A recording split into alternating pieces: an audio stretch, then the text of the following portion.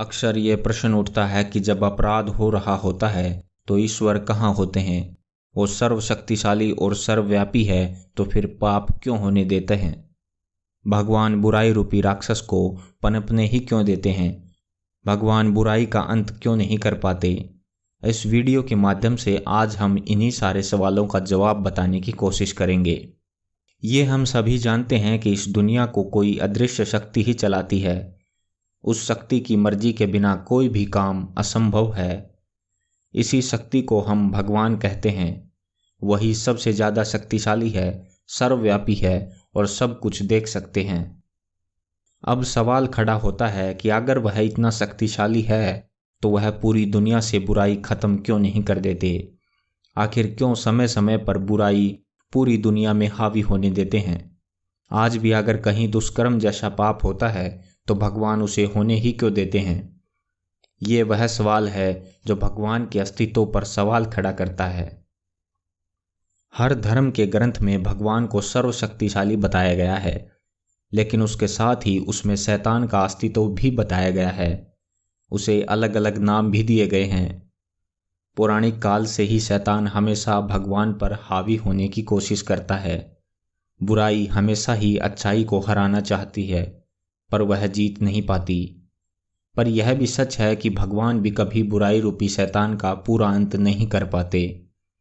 दोनों में कभी भी सीधी टक्कर नहीं होती, बल्कि शैतान अपनी बुराई से हर तरफ हावी होने की कोशिश करता है, परंतु अंत में अच्छाई की ही जीत होती है। दरअसल धर्म ग्रंथों के अनुसार इस सृष्टि को सुचारू रूप से चलने के लिए हर एक चीज का संतुलन जरूरी है, यानी कभी भी एक तरफ की जीत नहीं हो सकती। शैतान को भी इसलिए बनाया गया है ताकि सही गलत का निर्माण किया जा सके। भगवान ने हर चीज को जोड़ी में बनाया है। एक में कोई और है और दूसरे में कोई और। गलती से बाद में किसी तीसरे का निर्माण होता है। हमारा भी निर्माण कुछ ऐसे ही हुआ है। हमारा आधा भाग भगवान का तो आधा भाग शैतान का है, इसीलिए हम पर दोनों ही हावी रहते हैं। अगर शैतान का अस्तित्व नहीं होता तो भगवान का अस्तित्व भी नहीं होता, क्योंकि शैतान ही वह दर्द और बुराई देता है जो हमें अच्छाई की तरफ जाने को विवश करता है। अब आप ही सोचिए, अगर आप हमेशा ही खुश रहें और आपने कोई भी बुराई देखी ही ना हो तो आपको अच्छाई की अहमियत पता ही नहीं होगी। इसीलिए हम शैतान के डर से भगवान को मानते हैं। अगर हम पर बुराई हावी हो रही है तो इसका अर्थ है हम शैतान को हावी होने दे रहे हैं। जब बाद में हमें बुराई ज़्यादा बढ़ती दिखती है तभी हम अच्छाई की तरफ जाते हैं। भगवान का होना और शैतान का होना सृष्टि के संतुलन के लिए जरूरी है।